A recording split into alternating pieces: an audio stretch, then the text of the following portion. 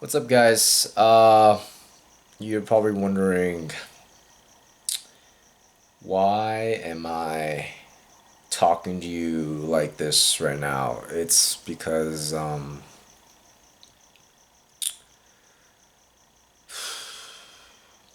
my phone got stolen while I was working out at the gym today.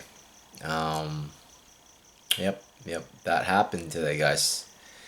That happened, guys. I was at my home gym, and just like usual, I go in and I put all my I change into my swim trunks, and I put all my stuff in my locker, and I go on and do my business. And yeah, I guess today I was the easy target the easy target for today, I think, because the lock I was used is really flimsy. And that's what happened. Somebody went through my well, they pried open the lock. It was a pretty weak Amazon lock that my friend got me a while back. And yeah, I've been using that lock. And you know, somebody when I came back from swimming, I checked that my lock was bent. The part where it closes, it was bent. So I was already mentally preparing to face the reality that my stuff was stolen, possibly stolen. And it turns out, yeah, the guy went through my stuff, opened all my zippers, and thankfully, the only thing valuable in there was my phone.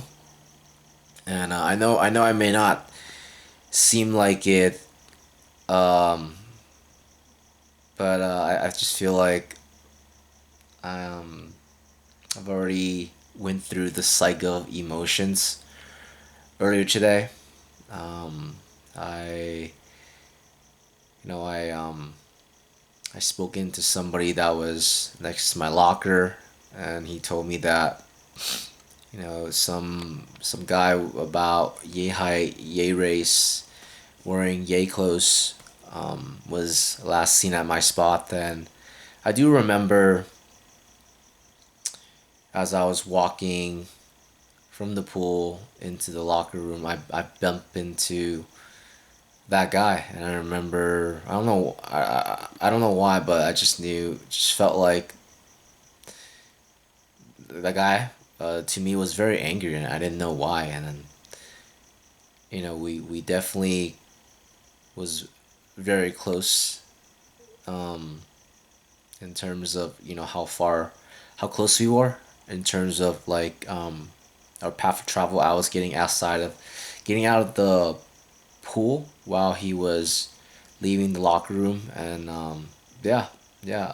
I'm really not sure if that's the guy who did it, but it matched description of the guy who described it to me.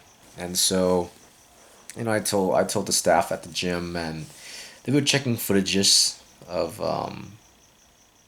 the time. They're checking footages of trying to find the guy that's matched description at the same time. When I told them that I have I walked past by him, that there are footages of him on the camera. And because of, I don't know, I guess how the gym policy works at my gym, that I'm not allowed to watch the footage with them. But the point is, that guy needed to scan in order to use the gym. And I'm trying to get records of, just trying my best, trying to do everything I can, as showing up for myself to get to the bottom of this, because I really need my phone, and most of what I do on YouTube right now is on the phone. And so I don't know, it felt so random, just out of all the days, you know somebody just decided to just pry open my locker and steal my stuff. And yeah, I was really pissed off. I was pretty pissed off at myself a little bit, even though I know that it's out of my control. I was really pissed off at the staffs working at the gym. It just felt like, to me, it felt like they didn't really care, and I'm sure, when you're the one with the phone stolen, it's tough. You're pissed off, you're short temper, and I was that. I was exactly that person at the gym, trying to poke my way through. Because growing up all my life, I've always been the one to really. I've always had to be the one to show up for myself. My parents didn't know anything, didn't know the language. The best my parents would ever do was just to, keep me fed and give me a roof over my head, which I'm eternally thankful for. But when when situations happen like this where I feel like I need help, I feel like not a lot of people show up for me in my life. And yeah, and I don't know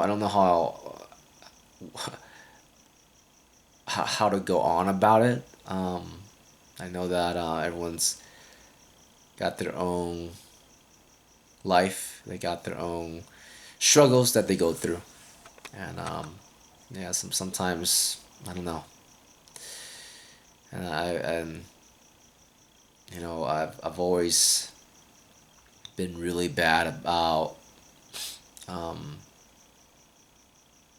showing who I am around friends I made when I was younger. It's really until this year I started to become a bit more authentic, showing up, showing other people who I actually am, how I feel, what I have to say. And a big part of this channel helps me out a lot, to able to share my thoughts, to able to kind of act like a journal. But yeah, I just felt like I felt really powerless. I even went over to the police department, and nobody was there. The gym called the police, but nobody came to document or just start a case for the stolen phone. And I ended up just giving up and going home. Going home. At one point I thought I was gonna stay there until the gym closed, because the footage that they check didn't show him leaving, right? The hour of the footage.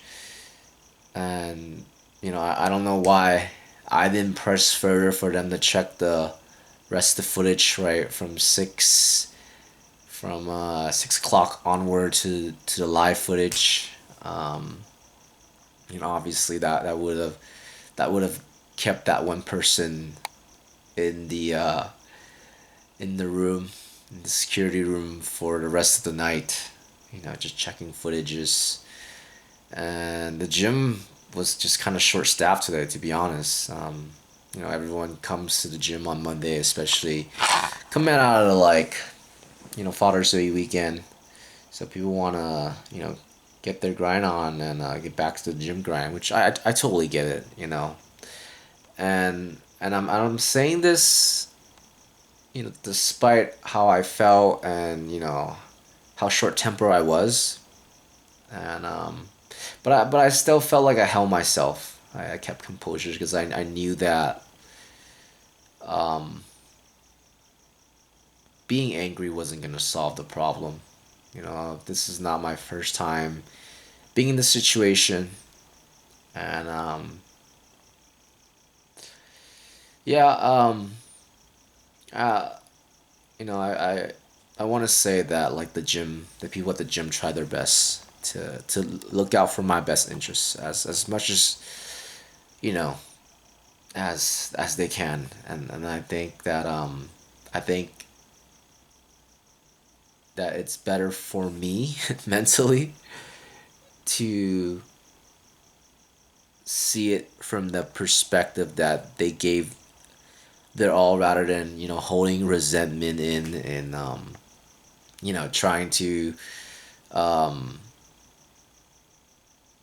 bottle some of these feelings that I'm obviously feeling, right, just from the whole thing. And yeah,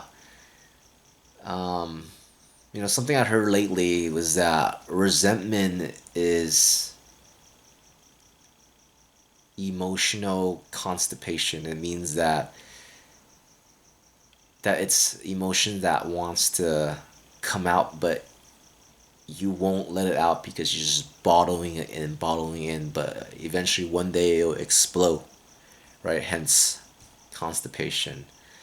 And I knew better not to do that. So after I went home, I managed to sign into my iCloud through Find My Friend, and it I was able to see that this person left the gym, and my phone was in another city, and this has happened before in 2022 when I went to EDC. My phone was stolen at EDC, but that was kind of like my fault because I was not in the right state of mind. And I mean, it really sucks not having a phone. It's very inconvenient. My information's on there nowadays. It's your phone is just kind of like your lifeline. When you lose it, it's just very inconvenient, right? It's almost equivalent to a wallet and a little much more, just because the phone has so much capability and there's so much data, right? And so I found out that it was, like I said, about 10 miles away from my place. So I ended up you know driving there. I even called 911 to let them know that I'm driving there, and I was bringing my laptop, and I had to borrow my dad's phone because I needed to use the hotspot from my dad's phone to connect to my laptop to locate where my phone was tracked through Find My iPhone. And so once I got there, I I tried checking out the place at the same time. When I was on the phone 911, the person, the operator that picked up was telling me that it's not safe to go alone, and try to convince me. But like I said, it happened once at EC, right, where it was stolen and it resurfaced about 10 miles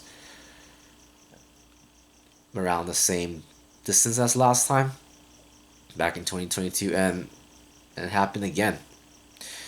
So and this time I wanted to show up for myself because um, when my phone was stolen at EDC, I'll be honest, guys, I didn't show up for myself. I didn't exert every single option to try to get my phone back. But today I did. I drove over there. I called the police, and I had them, I had them send a a officer over to for me to explain the situation, that my phone is within this distance of the building, and it was tough. It was tough. I get that. Without a proper case report, because the case report never happened because the cops never came to the gym to file a report with the ice and everything going on. They're only really responding to life threatening situations, and I feel like that's the feelings I get with the cops in my city. I just feel like they're there, but they're also not there, right? It's like it feels like you can live with or without them. Not to say that they don't help, but I feel like for things like this, it's like they don't care enough to. It's not big enough for them to care. That's how it feels whenever I have to report something, right? Whether if it's a stolen vehicle that my dad has dealt with 2 3 times, or just things being stolen. They manage to recover their vehicles, but it's they never catch the people doing it, and nothing ever feels like, yeah, it never feels like justice is served. It always just leaves you like half empty, like even though things aren't your fault, but you're just on the crappy end of the stick. And like I said, the cops came, and they were helpful enough to kind of walk around with me around the vicinity of where the phone went. And I saw a guy, and that I was obviously too scared to talk to. Guys, it was like late at night, like 8 9 o'clock. Sun was down, and yeah, and sometimes people just hang out at these empty parking lot. And when I say hang out, it's like 1 2 people I saw. And just feels, like I said, I went in knowing that it could put my life in danger. But like I said, I had to show up for myself. At least try to, right? At least try my best to recover the phone. And with the help of the police, the officers, I was able to talk to the guy, and the guy let me was very cooperative. He let me search stuff, and I couldn't find the phone.